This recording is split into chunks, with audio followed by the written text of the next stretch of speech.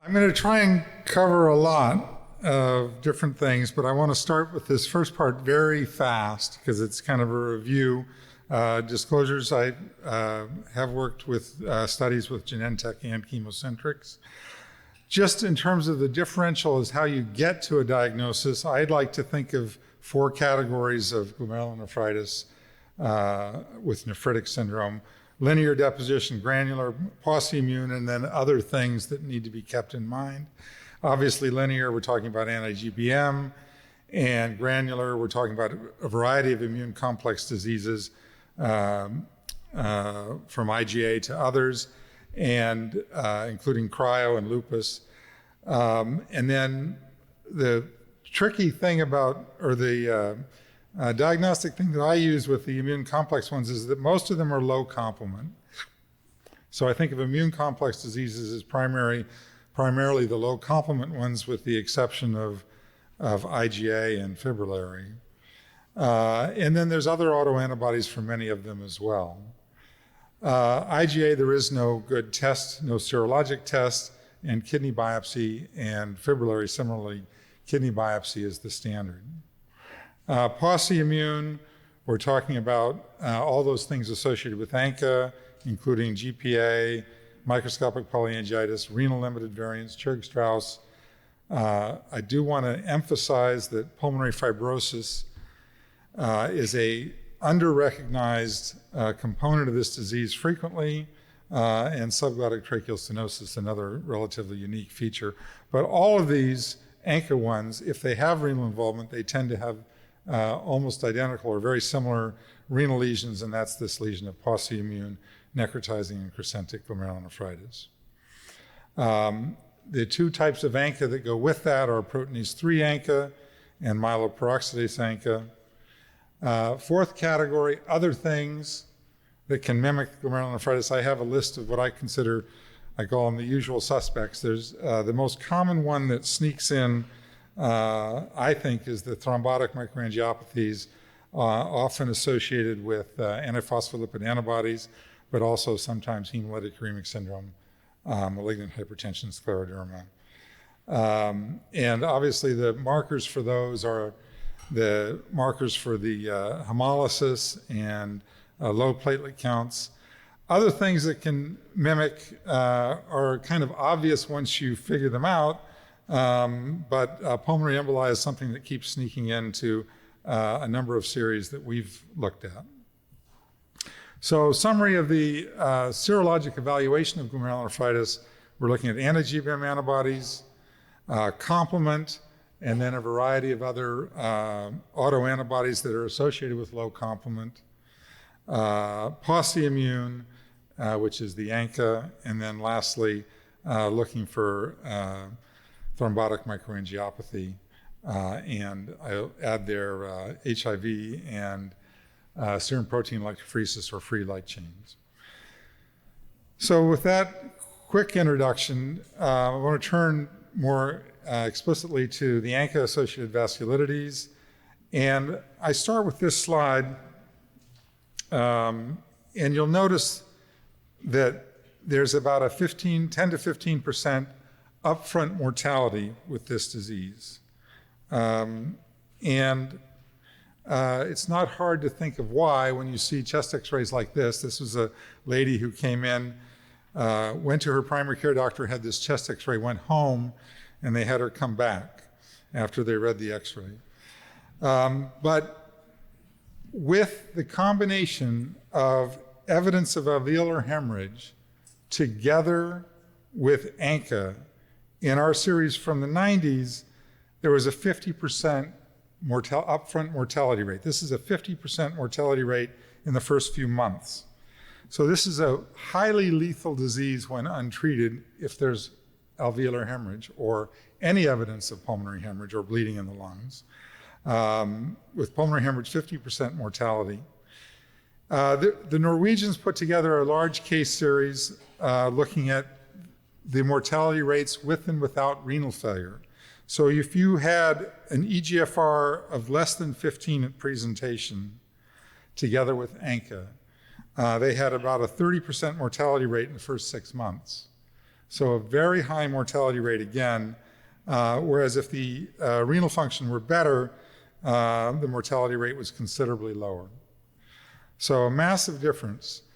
So we've developed, my feeling is that this is a medical emergency when you have a newly diagnosed ANCA patient with renal involvement, and we came up with 3 keys to the successful treatment. 1 is to start treatment early, 2 is to start treatment early, and 3 is to start treatment early. The biggest key to saving lives in this disease is to figure it out a little bit quicker and get started a little bit earlier, before they have destructive lesions, before they have renal failure, and before they die of alveolar hemorrhage. So how do you make the diagnosis earlier? Well, you got to recognize clinical features. ANCA testing is key. Tissue histology occasionally is important. And again, this spectrum that I mentioned, just to give a quick flavor of it, the saddle nose is a dead giveaway. This person had a orbital pseudotumor with exophthalmos, scleritis, peripheral ulcerative keratitis. He also had a perforation into the orbit. Palpable purpura can be relatively mild or more severe. Non-healing ulcers. Histologically, we're talking about granulomatous changes with palisading of histiocytes around areas of necrosis, and in vessels, fibrinoid necrosis, leading to with frank arteritis or small vessel arteritis. In the lung, it's alveolar hemorrhage, also again with palisading of histiocytes here, and giant cell formation being another kind of common histologic feature. In the kidney, we're looking for red cell casts, but there are often more white cell casts, even eosinophil casts. The lesion is this lesion of focal necrosis, often or usually with crescents. Here's just a fibrin-stained crescent. And in the lung, I'm going to just show a couple pictures because the pulmonary part comes with this, and some people are dissuaded by certain lung features. And the spectrum of pulmonary involvement is quite broad, including alveolar hemorrhage, as seen here. This is a lady who had a clear chest x-ray the night before and had this x-ray by morning. Pulmonary nodules and cavitary nodules are classic for the PR3. This person was told he had lung cancer and was being sent home to die when his ANCA came back positive. Subglottic tracheal stenosis. This woman was actually breathing through that trachea and got dilated the next day. And pulmonary fibrosis is a feature of more smoldering and more insidious onset cases, often with renal failure that's progressing very slowly and is sometimes just called chronic renal failure, when in fact it's ANCA-associated vasculitis. So early features are often nonspecific, things like malaise, arthralgia, cough. Hemoptysis and shortness of breath may be the first real clue that something's going on, and microscopic hematuria may be another important early clue that needs to lead to sending an ANCA test. 2 types of ANCA, only 2 types are of value. The C ANCA, which is with antiproteinase 3 antibodies, and the P ANCA, which is with anti-myeloperoxidase antibodies. In a meta-analysis, and these are still the only, there's no new studies that allow any change of this slide, so it's been the same for almost 20 years. The sensitivity of myeloperoxidase in this series was 31%, and PR3 was 53%. No patient in the series had both types of ANCA, so it was one or the other. And the specificity is 98.6, leading to predictive values that are very high in the right clinical settings. And the sensitivity is much higher in the setting of glomerulonephritis, in approaching 95 to 99% in the 2 studies that looked more exclusively at GN. And the specificity is higher with higher ANCA titers, higher values. So the predictive value becomes very high in people with high titers and glomerulonephritis. And therefore, we generally don't biopsy. However, in patients with low titers or marginal titers, and atypical presentations, we do push for biopsy. All right, turning to pathophysiology of ANCA vasculitis. Are the ANCA in fact pathogenic? And the answer to that, I think, comes from this animal model where they took a mouse that had no myeloperoxidase and immunized it with cloned mouse myeloperoxidase. So now you had a mouse producing anti-mouse myeloperoxidase. The mouse had no target, so the B cells and or the spleen and the antibodies were then transferred to another mouse, and the mouse then developed necrotizing glomerulonephritis, cutaneous vasculitis, and alveolar capillaritis. So transfer of the antibodies of mouse anti-mouse antibodies to a recipient mouse led to the disease. This solidified the theory that the antibodies indeed were pathogenic in this disease, especially for the kidney involvement. So the thinking is that some trigger stimulates ANCA-specific circulating B cells. So it triggers the ANCA, and I'll come back to the trigger in a moment. And the B cells then become plasma cells and produce circulating ANCA, which then binds to prime neutrophils and monocytes, activates them, and leads to, via surface binding and Fc receptors, and leads to complete activation, release of proteases and complement activators and oxygen radicals, and causes tissue destruction, but also leads to amplification by drawing in more neutrophils through complement activation with C5a. So with that lineup in mind, how could we interfere, how can we intervene with this disease? Well, I divide the treatment approaches into two parts. One is the approach to treating the autoantibodies, and there are lots of antibody-mediated autoimmune diseases, and the thinking behind this is very similar for virtually all of them, including ANCA vasculitis, but also membranous and lupus and membranous proliferative glomerulonephritis, cryoglobulinemia. They're all antibody-mediated. And then outside the kidney, there's myasthenia gravis, neuromyelitis optica, multiple sclerosis, pemphigus, systemic lupus, scleroderma, rheumatoid arthritis, antisynthetase syndrome, interstitial lung disease, and others. So we can try to block the antibody production, or another avenue of approach is to try and block the effects of the antibodies, block the sequela. Well, I'm sorry, I'm still in the antibody. So to block the antibody production, we're talking about blocking B cells, plasma cells, and antibodies themselves, blocking their production. Alternatively, you can block the effector mechanisms, which was I was starting to say. And for ANCA and probably lupus and cryo, we know that complement's involved. So blocking complement may be another avenue to treating these diseases, and there's information about ANCA that I'll come back to in regard to that. For myasthenia gravis, they use mestinon to try and block the effects of the antibodies. For Graves' disease, it's thyroidectomy or radioactive iodine. For antiphospholipid antibodies, it's Coumadin. For rheumatoid arthritis, it's TNF blockers. So there's lots of different ways of blocking the effects of antibodies depending on what the target of those antibodies may be and the mechanisms that those antibodies may subsequently generate. So in trying to interfere with this cascade that occurs with ANCA, we can try to stop this at many points on this chain. First, the triggers.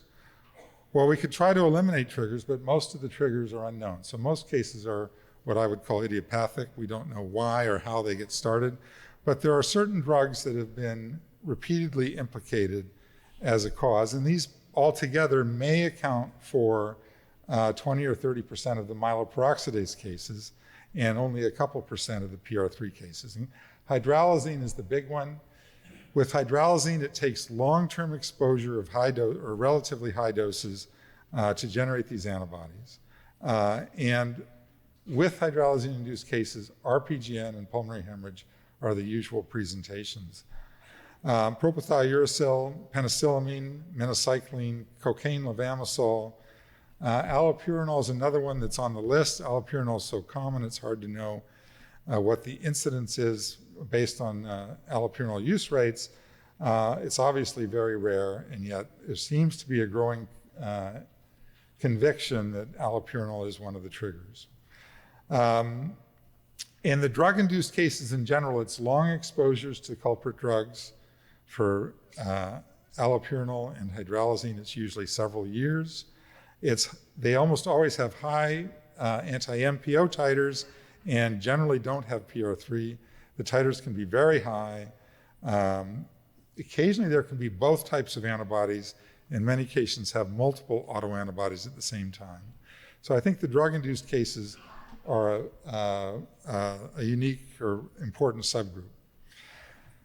What about trying to deal with the B cells? Well, circulating B cells, we have pulse steroids, we have cytotoxic agents, and we have anti-B cell monoclonals, Rituxan, and I'm going to come back to that in a moment. Rituximab seems to be dominating this area in recent meetings with the ANCA groups. What about the plasma cells? Well, we can try and block or clear plasma cells. Pulse steroids may work well for plasmablasts. Cytotoxic agents work well for some of the activated plasma cells. Bortezomib is always something that's been proposed, but no one's really tried it much because we tend to do pretty well without it, and it's more toxic. I want to stress that the B cell monoclonals don't do anything to the plasma cells that may already be established, except for those early plasmablasts, which may have some CD20 on them. Circulating ANCA, we could try and remove it with absorption, but there's no commercial product for that yet. We can try plasma exchange. There was the MEPEX trial suggested it worked, and there's the Pexavas trial, which to date has been discussed repeatedly and did not show an advantage of plasma exchange. However, they looked at a much broader group of patients, so it's to me not clear that with subgroup analysis they may show some important subgroups where plasma exchange might help. What about the priming and activation of neutrophils in monocytes? We can try and block that. The usual approach is steroids and more steroids and more steroids. TNF agents have not worked for ANCA vasculitis. Other considerations, I'm going to come back to this C5a blockade because that's the hot topic at the moment. Anyway, and then lastly, the complement activation could be a part of the efficacy of the effector part of the disease. But in fact, how does that work? This has been carefully dissected in the animal model, and they found kind of two approaches. One is to look for things that will interrupt this cascade enough to stop the clinical disease in the mice. And they found that the classical pathway with blocking C4 had no effect on the disease, which then indicated that the alternative pathway was the key pathway for ANCA vasculitis. Oops. Blocking C5 worked, and more importantly, blocking C5a receptor worked, but blocking C6, which blocks the C5b through 9 membrane attack complex, had no effect in the animal model. So this notion that the C5a, what does C5a do? C5a recruits neutrophils. It's a powerful chemoattractant for neutrophils to areas of inflammation. And blocking it worked well in the animal model. And trials are underway, which I'll come to in a moment. So what tools do we have to treat this disease? We have steroids, we have cytotoxic agents, we have rituximab, we have plasma exchange maybe, we have IVIG, which maybe works a little bit, and we have other unproven agents at this point, which I'm going to include complement blockers. I want to dwell on rituximab or anti-B cell agents for a few minutes. What do we know about them? They're very potent. They clear B cells from the circulation virtually immediately. They have a long half-life. B cells stay absent for up to 6 months. No B cells in the blood in most patients by 4 to 6 months. Some patients have returned by around 6 months. And that just shows a graph here showing that virtually everyone has 0 B cells through 16 weeks and most through 24 weeks. And only at the end of a year does the B cell levels approach normal across the board or widely across the board.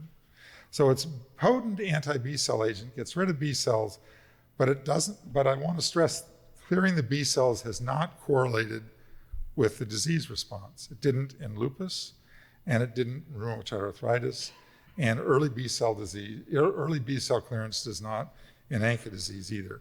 In the lupus trial, the Explorer trial, it took, even though you had complete clearance of B cells, only at a year there was 1 dilution less in the anti-double-stranded DNA. So how can we get rid of B cells and yet not have a bigger effect on the antibody levels? For ANCA disease, the thought was that rituximab would get rid of the B cells and the rest of this would fade away. But circulating ANCA tends to stay very high for a long time. Plasma cells don't always go away with rituximab. And this chain of events doesn't necessarily clear very quickly. So you need other things with it.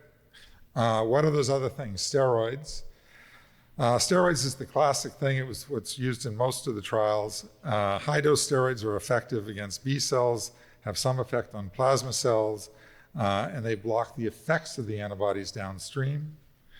Pulse steroids in particular for the plasma cells, continuous steroids for the effects of the antibodies. Cyclophosphamide also has a more focused effect on plasma cells than does Rituxan. Also works on B cells. So induction therapy with rituximab, what additional treatments are necessary to make it work? We want to try and block or clear plasma cells. We want to remove the antibodies. We want to block the effects of the antibodies on neutrophils. Do we need meds for each of those steps as we go? If the antibodies aren't cleared during the induction regimen, will the disease resurface when the steroids are withdrawn? And certainly there are lots of early relapses with rituximab and steroids if you wean the steroids quickly. So there are 2 prospective randomized trials that have looked at the picture of this. One is the RAVE trial, where they used high-dose steroids and a moderate taper rate along with rituximab, but no cyclophosphamide. The other was the RituxVast trial, where they used rituximab with high-dose steroids with a short course of cyclophosphamide. And in the RAVE trial, they randomized 197 patients, and they looked at remission at 6 months, and they found that rituximab allowed them to get off steroids by 6 months in only 64% of people. However, cyclophosphamide allowed it in only 55%. There was no difference in adverse events the way the doses were structured, and the relapses will come to. So the conclusion was that rituximab was not inferior to cyclophosphamide for induction of remission at 6 months. However, it had only 64% success rate. A number of groups, including our own, as well as now a couple European groups, British groups in particular, are using a short course of cyclophosphamide together with a more rapid prednisone taper along with rituximab for induction. We use 2 months of oral cyclophosphamide in relatively conservative doses. And the success rate has been much higher. Almost everyone goes into complete remission very quickly. And as the prednisones wean, they tolerate the prednisone wean faster by using a short burst of cyclophosphamide at the beginning. I do want to stress that cyclophosphamide dosing always needs to be adjusted for renal function. We cut it in half for end-stage renal, or for CKD5, and cut it by a third for CKD3. With this regimen, not only did the disease stop, but there was some moderate renal recovery. The PR3 patients tend to recover a little bit more renal function on average than the MPO patients. So it's quite effective, and the kidney function often stays incredibly stable after achieving remission if the remission is maintained. What about the antibodies during induction? There's actually 4 lines on this graph. It's just that you can't see some of them. During induction treatment, what happens to IgG levels? IgG and IgA come down by about 15%. IgM levels come down further on the dotted line here. And lastly, both PR3 and MPO similarly came down almost 90% in 4 months with this induction regimen. Now, why does the pathogenic antibody go away better than total antibodies? I don't know that I have a definitive answer for that, but I'm certainly thankful that there's this discrepancy. The discrepancy allows this separation and the safety of this approach. The patients maintain this repertoire of IgG that they've developed during their life, presumably with long-term, long-lived plasma cells, which are relatively immune, which are not dividing, and relatively immune to Cytoxan and Rituxan. In contrast, the more recent onset antibodies that develop with the disease are more susceptible. I do want to stress that this was an average of, I forget how many patients, 90 or something, different patients. And if you look at individual patients, there's a lot of variation. Some patients respond much more quickly, others respond less quickly. So what about the complement again? Can we affect disease with complement? And as I mentioned, the C5a receptor seems to be one of the obvious targets based on the research that was done at the University of North Carolina and in Berlin primarily. And there is a trial underway. There was a phase 2 trial that suggested that this indeed works, and a phase 3 trial is now just finishing. They're trying to lock the data within the next month or so. Everybody, I think, now is finished with the trial. And what they did in this trial is they looked at, they took patients with new disease or relapsing disease and active disease defined by VVAS, so they had to have activity, and they were all treated with a standard regimen, either of rituximab or cyclophosphamide. Then they were randomized either to prednisone or no prednisone at all, just the C5 receptor blocker. So the C5 blocker group got no prednisone. Enrollment is completed. Actually, almost everyone's now finished, and we'll soon have information from that trial. So induction regimens may change if complement blockers work well. In the meantime, rituximab with cyclophosphamide and steroids or with prednisone alone remains the standard.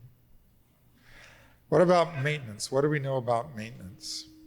Well, there's kind of 2 options. One is to stop at some point and wait for the disease to come back, and then potentially retreat, or definitely retreat. And the other is to continue with some kind of maintenance regimen right off the bat. And the first maintenance trial that came out was from 2003, and they compared Cytoxan and azathioprine for maintenance, and they concluded that azathioprine could work almost as well as Cytoxan for maintenance treatment. I want to point out here that they had a 15% relapse rate within 18 months. So it worked, but not completely. Then there were trials that compared azathioprine with MMF, and they went a little bit longer. They went to a 4-year trial. And with this 4-year trial, they found that azathioprine gave a lower relapse rate than MMF at the doses that were selected. However, azathioprine had over a 40% relapse rate despite being on azathioprine, and MMF had almost a 60 or 65% relapse rate despite being on MMF. So neither drug was terribly effective. With methotrexate versus azathioprine, same kind of trial. They had very little toxicity in either arm up here, but the relapse rate in 3 years was over 40%. So the relapse rates are 3 years after induction. So, and then what about Rituxan? In the RAVE trial, they looked at Rituxan, and with one round of Rituxan, they had a 32% relapse rate by a little over a year. Azathioprine was not significantly different with that one. Another group, Spanish group, looked at the relapse rate after a course of maintenance Rituxan, and from when they stopped the Rituxan, they found about a 50% relapse rate within 3 years. If they divided those into those where the B cells came back quickly versus slower, and it proved to be a pretty good marker for separating the curves. However, both groups had moderately high relapse rates.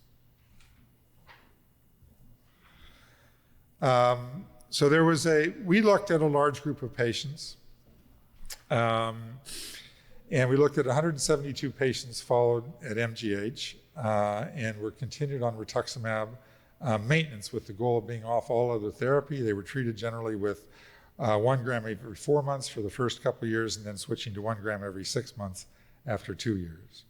Other immunosuppression was, as I said, weaned off, and found that rituximab, by giving 1 dose every 6 months, led to a major relapse rate of only 5% at 6 years, or 5 years. There were a few other very minor relapses that were managed with very low-dose prednisone.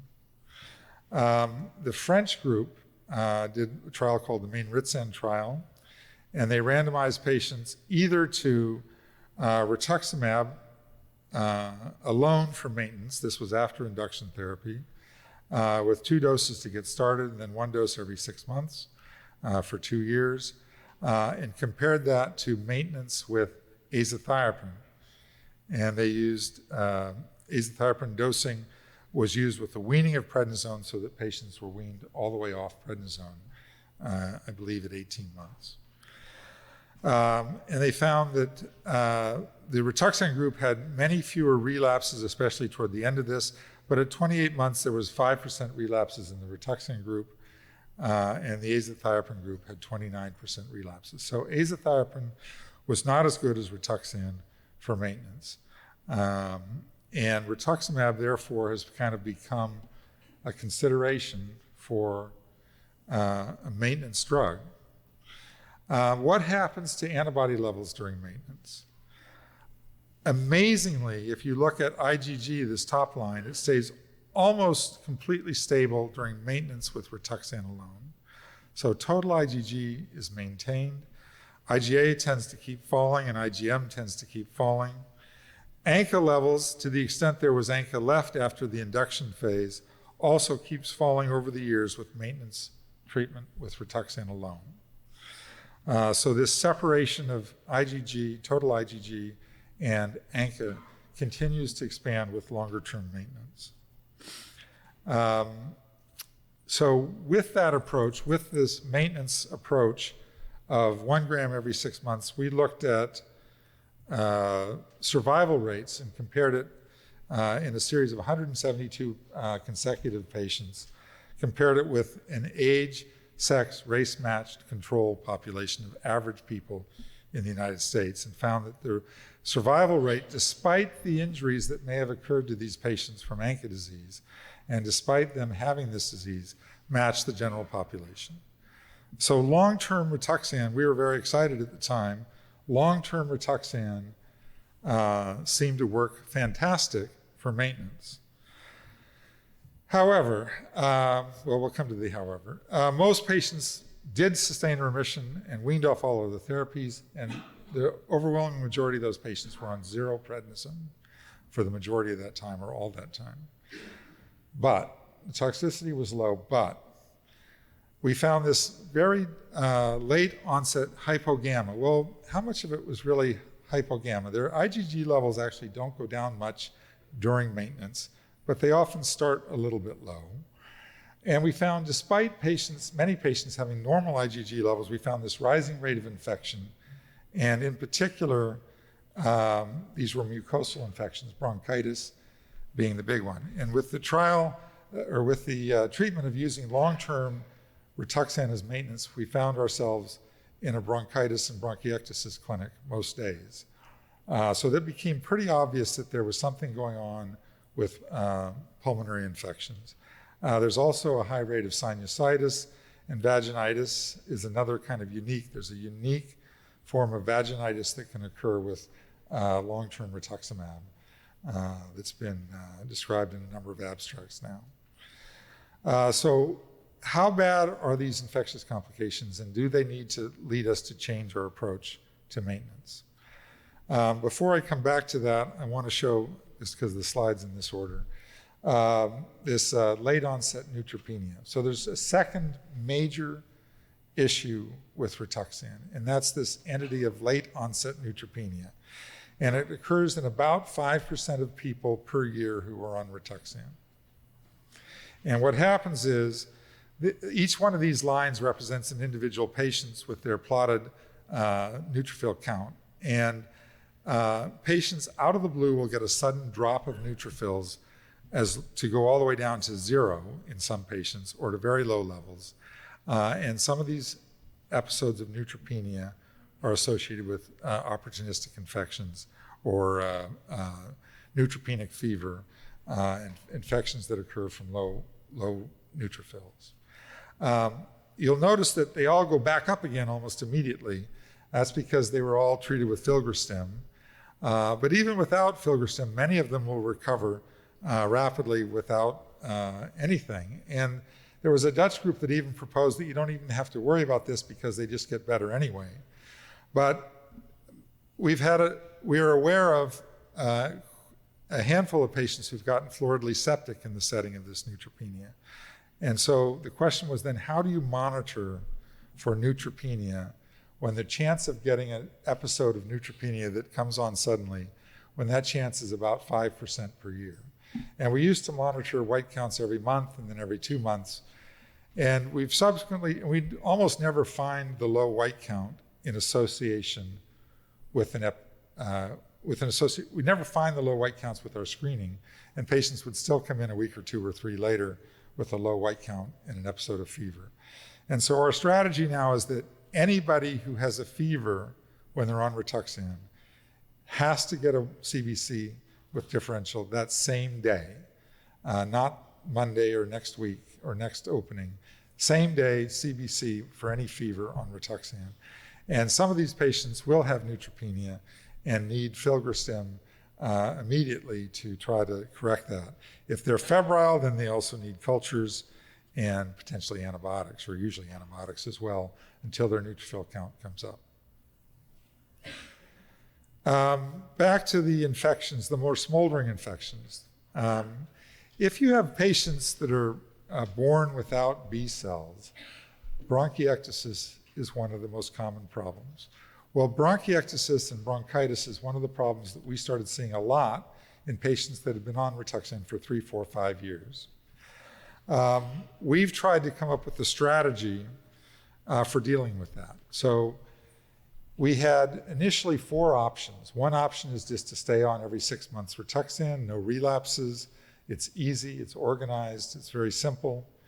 But we see too much bronchiectasis eventually.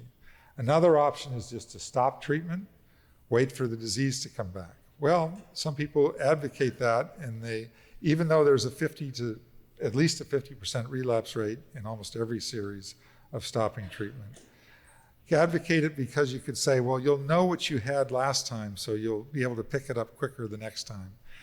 The problem is, if you have renal involvement, there was on average another drop in EGFR by about 10 in one series that looked at renal relapses. So even with trying to jump in with treatment, renal relapses lead to deterioration of EGFR. So we didn't like the idea of treating forever, and we don't like the idea of stopping.